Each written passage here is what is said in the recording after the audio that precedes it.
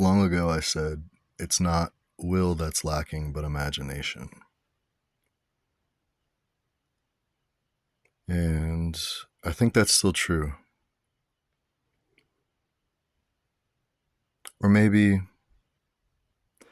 it's the voluntary use of imagination. You see, everyone's got will. Everyone's doing their will all the time. There's not really any time I think someone's not doing what they will to do.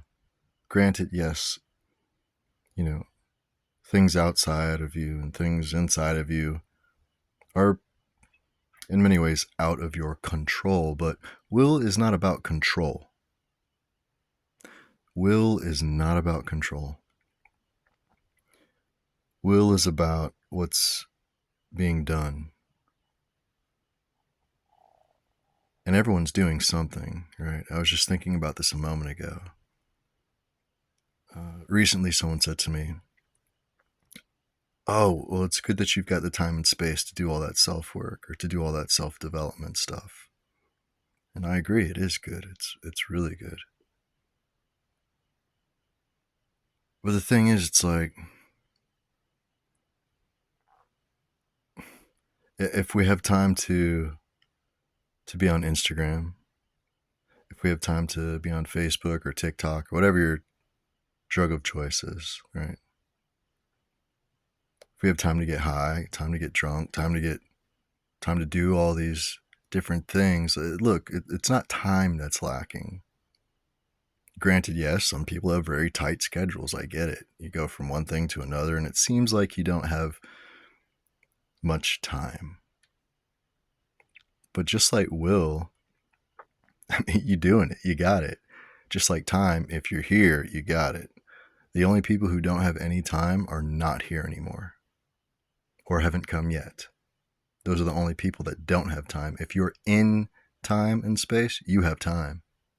You literally have it. It is like moment to moment. It is literally yours. Yours. Yes, maybe based on the roles you play or the obligations that you are willing to hold.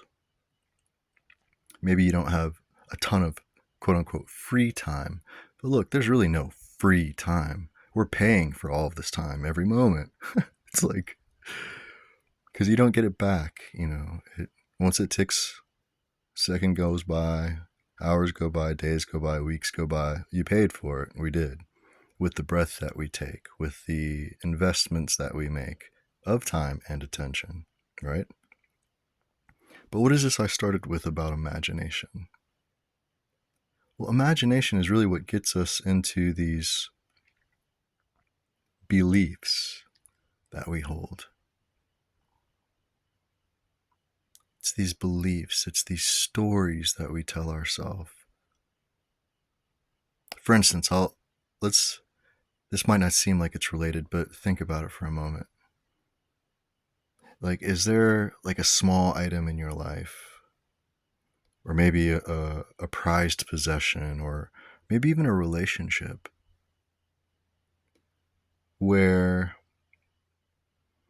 nobody really knows like what it really means to you? Like, only you know what it really means to you. Sure, maybe you've told stories about it. Maybe it's something secret you never shared with anybody, whatever. I'll just give an example, right? I've got this one painting that I made. And granted, a few people have commented on it, like, oh yeah, it's cool, I like it. But nobody knows why I treasure it, why it's so important to me, right?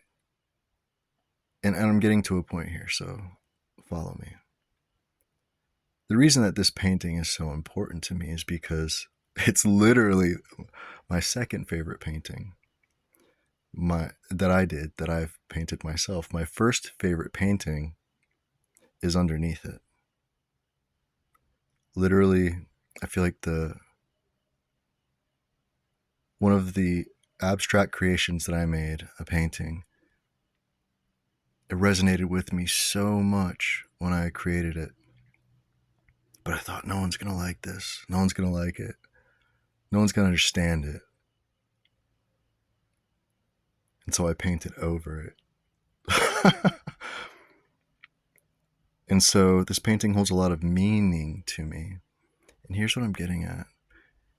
It's the stories of things. Like if something happened to that painting and someone's like, oh, we could just replace it, or oh, we could like, we have a high resolution picture, we could just print another one on canvas, right?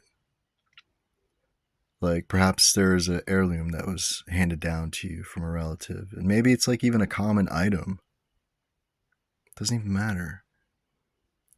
But it's the meaning that we imbue into things, and this is very much an imaginary act. There's a non-tangible that we weave into it that gives its physical existence power and meaning and depth. But it's a story, something that is imagined, right? And here's my point. Say, back to that painting, right? And think of this for anything in your life. Like I said, it could be a relationship, or it could be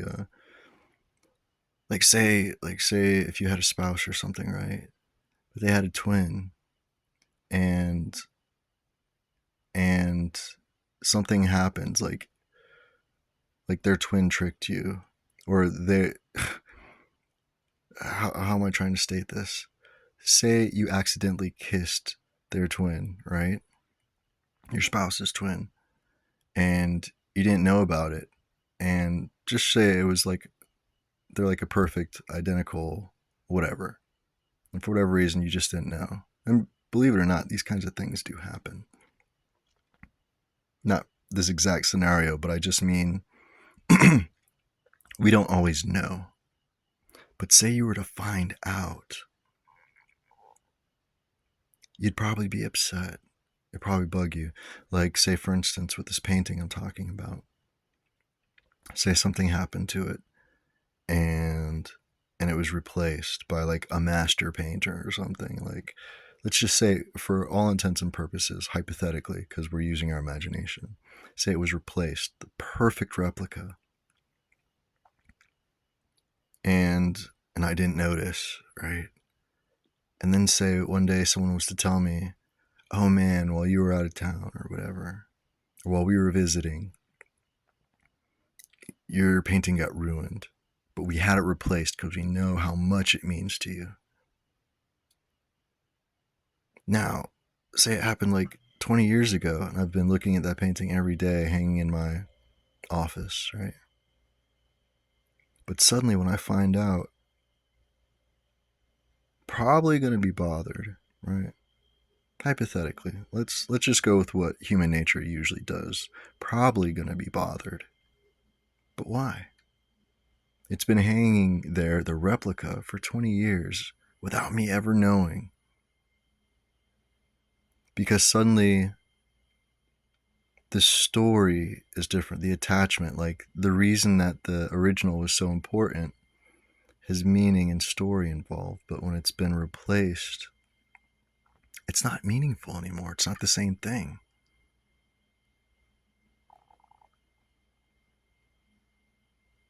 And this, what I'm talking about, isn't so much about losing something, or it's not even about things. It's about the importance and the energetic pressure that we place on things because of our imagination, because the story we tell ourselves. And I'm not saying this isn't important. Like, the story is important. It is. Not the thing in and of itself, but the stories that we tell. That's where the import lies. And you'll have to forgive me for being so abstract and all over the place about this. But what I'm really getting at is you have time. You might not have the desire, you might not have the story that enables you in a way. Like, why do some people run marathons and quit, and some people run marathons and keep going? There's a story involved. Why do some people find out they have an illness and not do anything about it? And why do some people find out they have an illness and do something dramatic and different to address it? It's a story that we tell ourselves.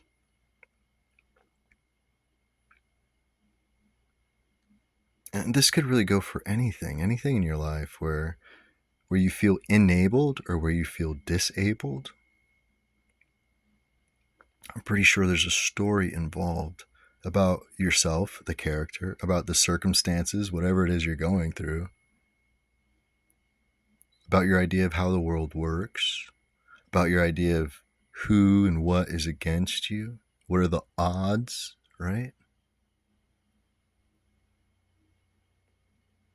And oftentimes I talk about the self as being the master symbol through which everything else in your life, it's the doorway into which anything in your life comes into contact with you, with your consciousness, with your soul. Now, I want to make a quick aside argument here. Consciousness, there's nothing that you are aware of without having a direct relationship with, in the sense of your awareness, right? Say you hear the news about something terrible happening in some other country. However you relate to that, whether you've been there or not, whether you know anyone there or not, but however you represent that in your mind, or however you're aware of it, conscious of it, that consciousness is what you're conscious of, has everything to do with how you're looking at it, with your story, with your beliefs, with your imagination. And so I want to encourage everyone really, to, yes, understand that your will is a big deal. And it's what you're doing. People say God willing. Well, God is willing. That's why you're doing it. I won't get into the metaphysics of that right now. But your imagination, wield it the same way you would handle an open fire or a firearm or a vehicle. Now, I understand some people are willy-nilly about these things.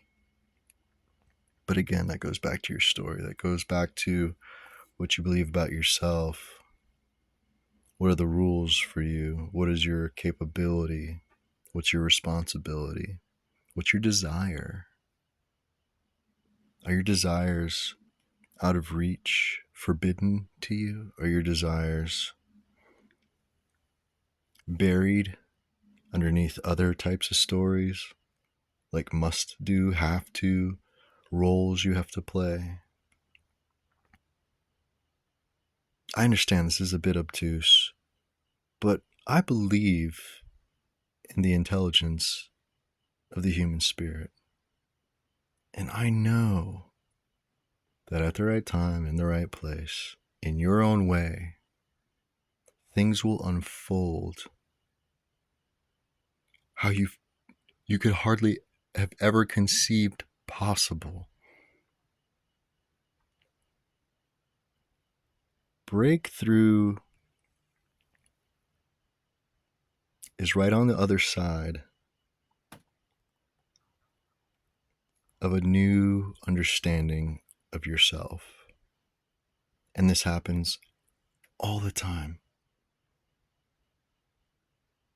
And the way you can provoke a breakthrough for yourself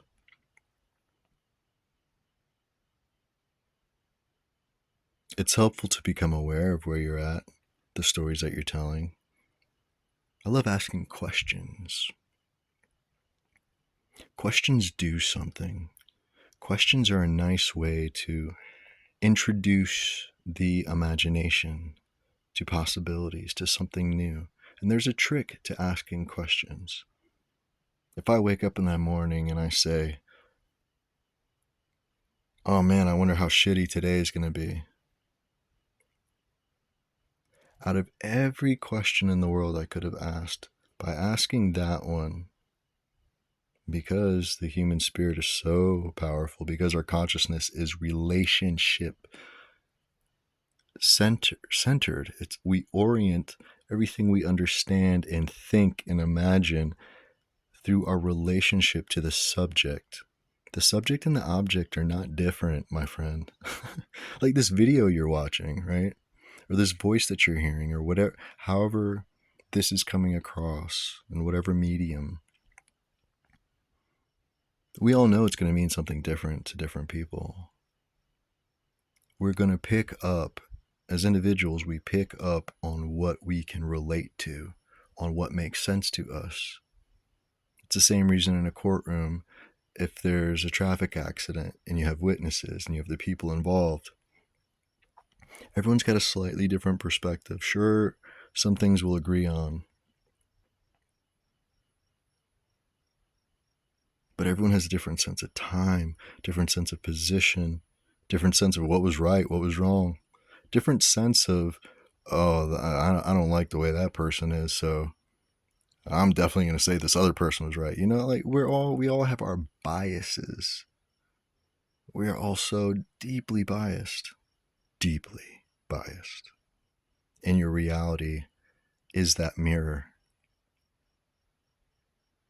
The world that you live in is not a shared world. We're all on the same playing field, but we're all playing a different game. We're different players.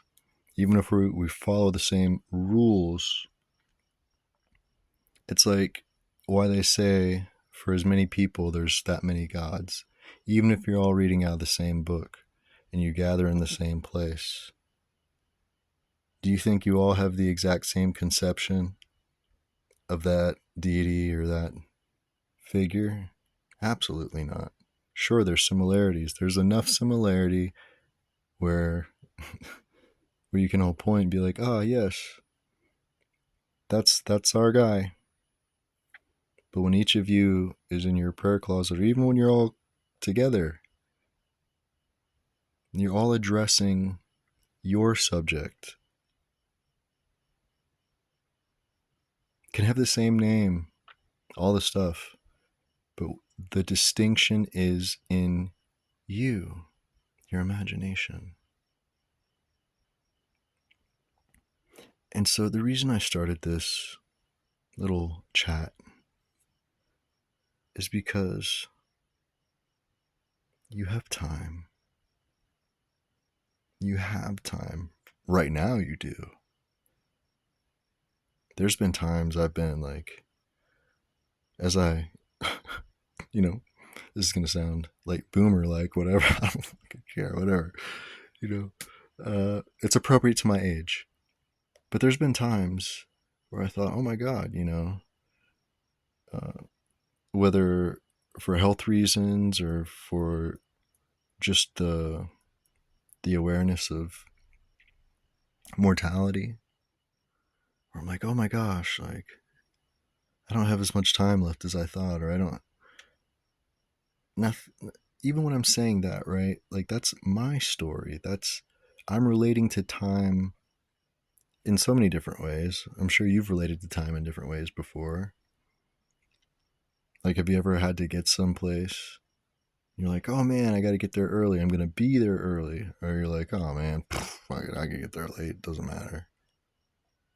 Like that's the thing. We just all relate to our life. You relate to your experience, not based on the facts, on cold, hard facts.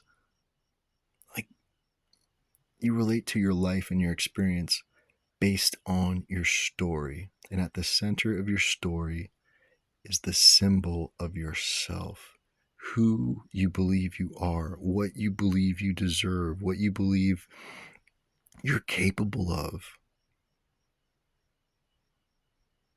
It has something to do with memory. But even in memory, even with memory, that's not some cold hard thing. You're pulling up a file that's been printed out somewhere, like it's in a filing cabinet. When you're recalling a memory, you're regenerating something. You're reimagining it, my friend. And this is your portal, your imagination. And I encourage you, please, for the love of God, for the love of your life, imagine that the way you conceive of things changes things. It changes you and what you do, how you feel, what's possible for you. At different points in my life, the only thing that was possible for me was to be hated everywhere I went. The only thing that was possible for me was to never be good enough for anything or anyone. There was a time in my life where, because of the symbol that I imagine, I can't say this symbol because I feel people aren't going to really understand what I mean when I say that. Anything you're imagining, anything you're thinking, anything you're attending to, anything you're believing, anything you're doing, when I use the word symbol, it just means like a compact thing that has a whole bunch of meaning attached to it, right? Like, say for instance, not to be all religious or whatever, but like the cross with a man hanging on it with a crown of thorns and a beard. Like, that is a symbol that has a lot of meaning imbued to it. Now, if someone who in some culture or some place in the world wasn't aware of that symbol, but they saw it, they might just see it for what it is. They'd see it in their lens, which wouldn't have the religious connotations, right? A Mercedes Benz. Oh Lord, oh Lord, buy me a Mercedes Benz. My friends all drive Porsches. But like a Mercedes Benz is a symbol, right? What does it mean? Well, there's a lot of this is the power of brands. I'm not going to get into the whole brand thing, but you're kind of like a brand of your life for your own, like that's actually pretty apt if you think about it. Your life is like the commercial of like your brand. So back in the day when I was super depressed and when like, man, I thought I should just die. Like, I thought that was like, I thought I'd be doing the world a favor. I thought I'd be doing it just felt like the thing to do. There was so much self-hatred because there was so much hurt. And look, pretty much everyone is hurting. That doesn't mean everyone wants to like harm themselves. But when we don't address our hurt, typically what we end up doing is harming ourselves in all types of ways, like negligence. Like, what do you think is going on when you doom scroll? When you've been like flipping through your phone for like however long? Or what do you think is going on when, and I say this after just having sat and had like a nice little dinner that it took me like friggin' 2 hours to make, maybe not that long, but almost.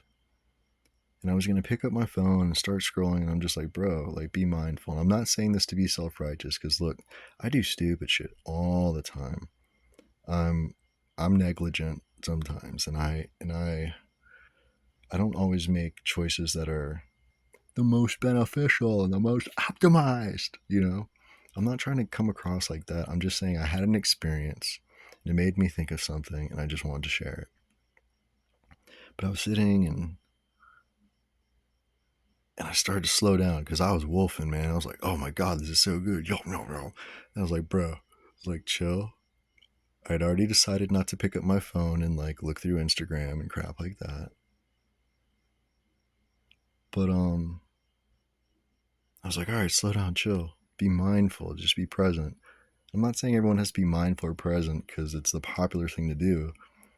I'm saying it was good for me in that moment because I got to deeper connect with myself. I got to really reflect on all these thoughts that are bouncing around. And I slowed down and I looked at the food on my fork. Instead of just I like chewed and I paid attention to like it was good. I paid attention to my chewing. And I suddenly started to settle into my body instead of just being super automatic. Because, anyways, and I realized, oh, I'm holding this tension in my shoulder like I usually do that I've had for a couple years. Habitual, right? And I was like, oh, I can relax. Let that melt away a little bit. I forget where I was going with this. Anyways, that's a stark contrast to the symbol, the brand, the character, the story that I had many, many years ago, right? Things are, look, everything's always changing. Maybe that's hard to deal with. It is hard to deal with. We like stability, like we really do, in a lot of ways. Some of us are super wired for novelty, but as human beings, there's a certain degree of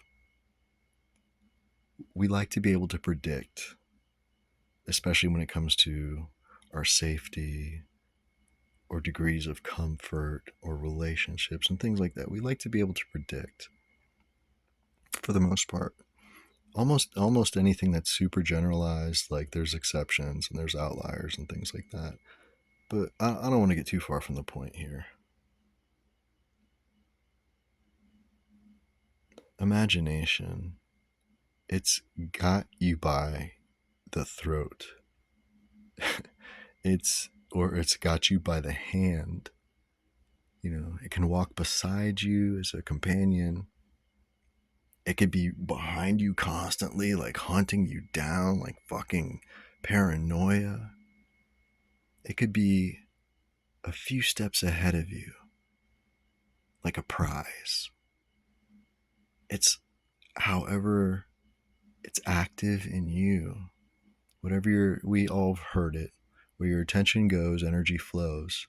That is so real. I want you to understand the power of attention, which is in the domain of your imagination. Once your attention goes to something, boop, you literally connect with it. All of the energy in your body, the only reason animals pay attention to something is because they're connected with it and it has meaning. You don't pay attention to anything that doesn't mean something to you. Now, meanings can change, but I want you to understand these dynamics. You pay attention to things because it's meaningful, because it relates to you, because it speaks to you. Maybe it's romantic partner potential. Maybe it's something yummy to eat. Maybe it's a danger that you need to evade. Or maybe it's a myriad of other things like gosh, I really don't want to sit in silence, so or I don't know what else to do, or every time I feel like this or I'm in this situation, I pick up my phone and I do XYZ.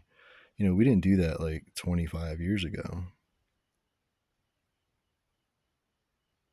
30, 40 years ago. We didn't do those things. There were other things that we did. And I'm not saying it's a bad thing. I'm just saying, like, look, things change. I'm going to wrap this up here because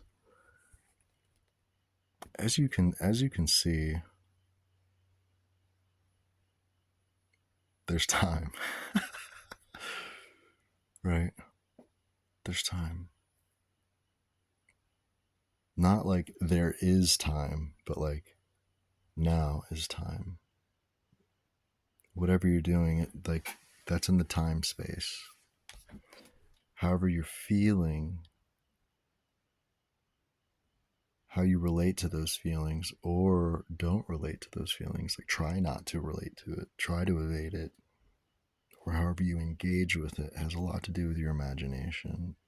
And your imagination is really what informs you about who you are. That's why they say bad company makes, bad people or bad friends. Good company does great stuff. It's because what we're exposed to, the meaning we make of it, anything we're connecting with our attention, it's informing us about ourselves as we inform ourselves about it. That's probably a good way of putting it. Like anything that you're informing yourself about is also informing you about yourself.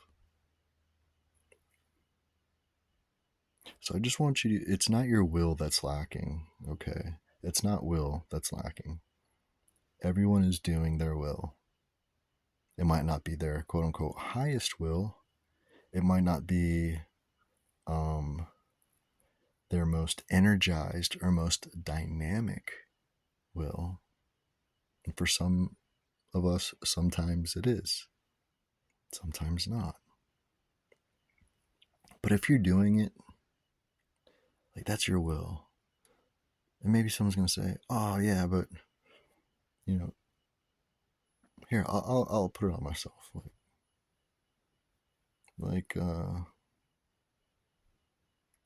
let's say I caught a cold, or maybe even like the flu or something, right? How about when I had chicken pox when I was a kid? I'd rather look in the past rather than like imagine something in the future that I don't necessarily welcome. So I'll go back in the past. I'm gonna remember when I had chicken pox, right? And it was miserable, right? But I spent a lot of my time while I was sick in bed watching like The Little Rascals. I'm not even saying it's a good show. I'm not I'm not, I'm just kind of recalling, reimagining. And so when I think back to having chicken pox,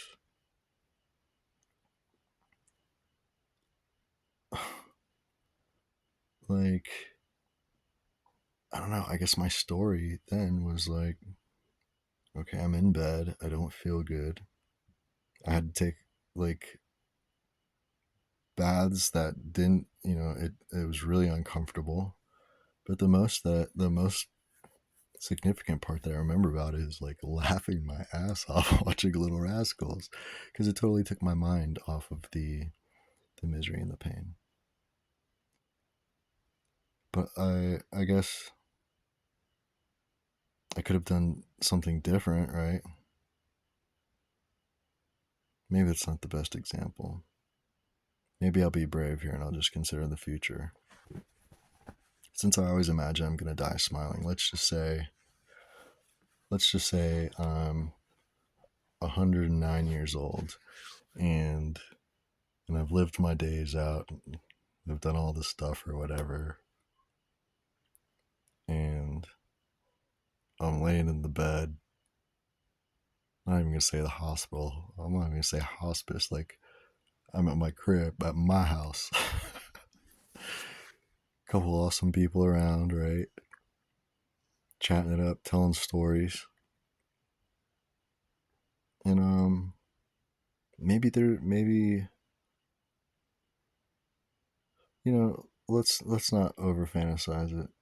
Let's bring it back to hmm. So my mom always tells me this story about when her grandmother passed, my great grandmother.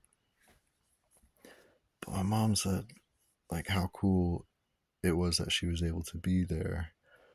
Uh, when she slipped away, when she went off into that other realm, she took her last breath because she said it was such a peaceful um, exit, a peaceful um, way of going. My my great grandmother, super cute, very nice lady, and it's like, well, someone's gonna say, yeah, but not everyone goes out like that. I get it, I understand.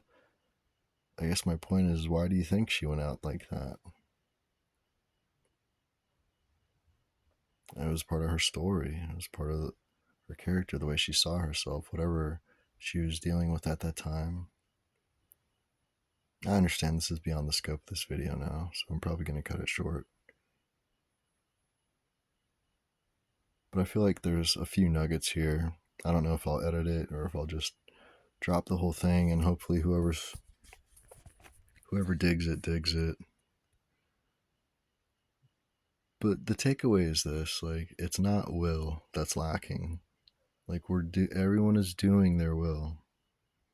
Even like someone's gonna say, well, what if someone's enslaved and they don't want to be? What if someone's like locked up and they don't want to be? So I forget who it was. It was one of these Stoics. And actually, there's a few situations like in whatever, stories that I've read where someone's about to be executed and they're like, the big baddies are like, you're a heretic. Renounce all that stuff you said and maybe we'll let you live. Or no, it wasn't even maybe we'll let you live. It's just like, it's like renounce. And like, these badasses are like, hell no. I forget. It was this one Stoic.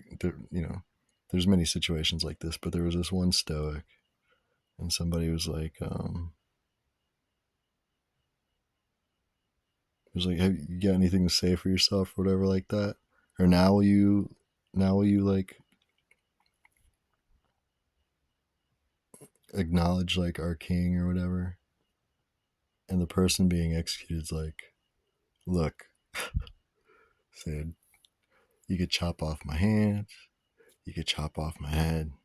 There's a lot you could do, but the one thing you cannot do." I forget exactly what he said, but basically, it's like, you can't change me. You can't take away my resolution. You can't touch what is untouchable, which is within the individual, right? Yeah, we went too far left field. If you have time to doom scroll or watch this video or listen to this,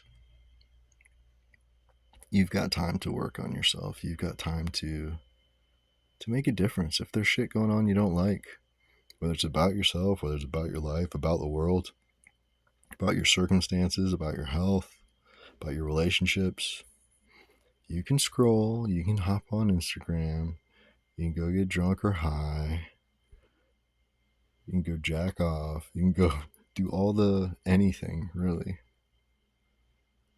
You can. And you can also, or you can, whatever, man, you're going to do your will anyways. But imagine something cool. Imagine that you are more than you believe yourself to be. Imagine that.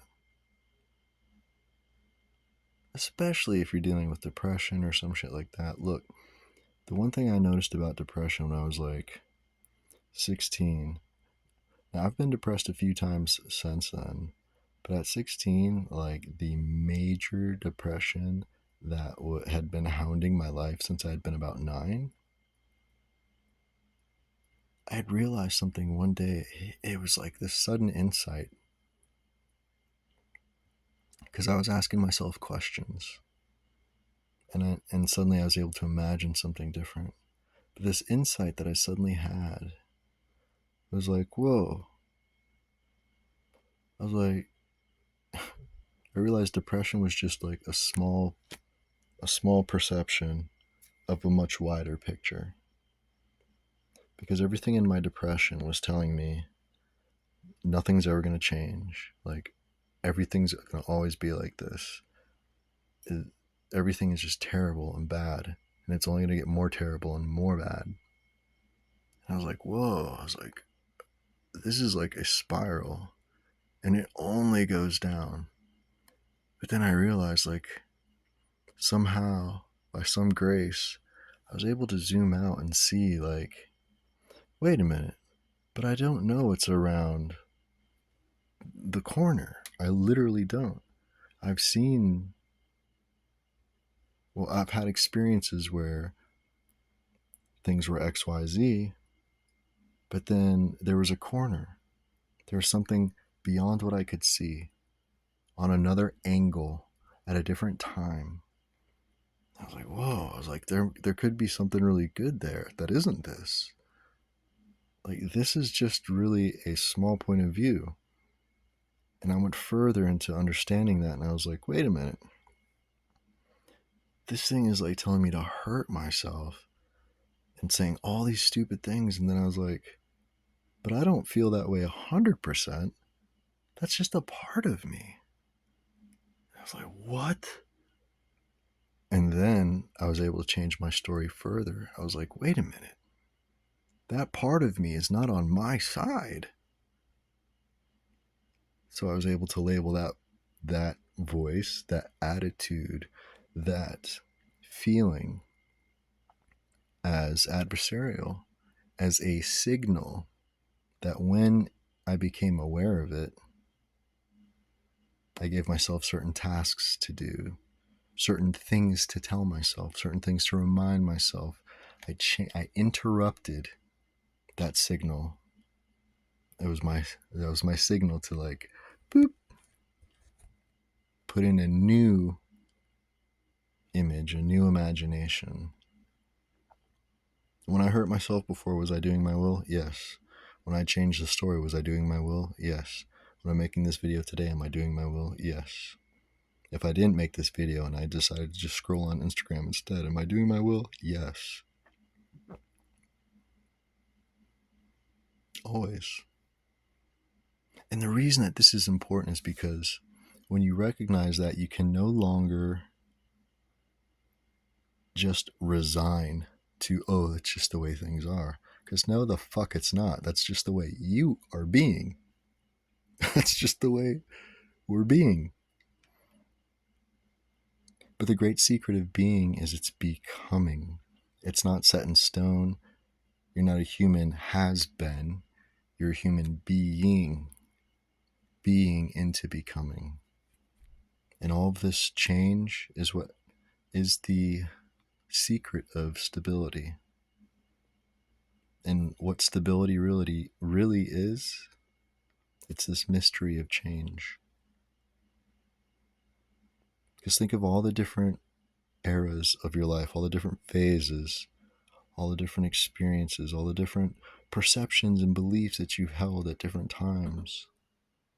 And yet it is you that is still here. You are that center point, that stability, despite all of the change. You are more powerful than you've ever been led to believe. And the most beautiful, most rewarding, most magical life is in bringing your inner genius to light into this world. No, don't neglect it. Don't. It's like that mystery or the riddle. Could an infinitely powerful being make something so heavy that they couldn't lift it? Of course. Of course. That's what, of course. If you're infinitely powerful, the only stop that's the only brakes are going to be the ones that you put on. You know? But we won't get too deep into the mysteries and stuff like that. I just really want you to. Do I really want? I do. It is my desire. It would. I would. It would. It would. I would celebrate you. I would celebrate you. Certainly, you know, if I come to awareness that you don't resign yourself. Look, that's the thing, man. People imagine that they can't do what they want, but that's literally doing what you want. It's like choosing to lose and being like, "Nah, I'm just a loser." It's like, if you play that game, sure. If you call yourself a loser, sure. Like, who's going to argue with you? If you call yourself a winner, sure. Who's going to argue with you?